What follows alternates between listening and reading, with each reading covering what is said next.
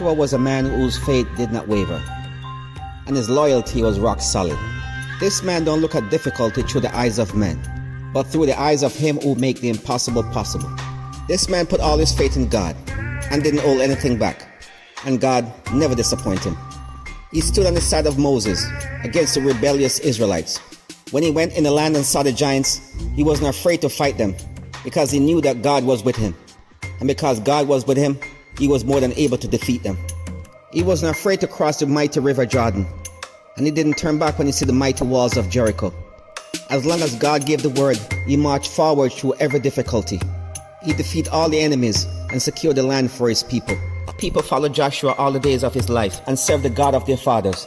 God's people, in these days you have to make sure your faith is rock solid and you are committed to God only. Determine in yourself that you are going to do the things that pleases God. Have a made up mind. Say, God's house is a house of prayer. Therefore my house is going to be a house of prayer. God's house is a house of blessing. Therefore my house is going to be a house of blessing. God's house is a house of mercy. Therefore my house is going to be a house of mercy. God's house is a house of grace. Therefore my house is going to be a house of grace. God's house is a house of peace. Therefore my house is going to be a house of peace. Stand like Joshua. Stand alone if you have to.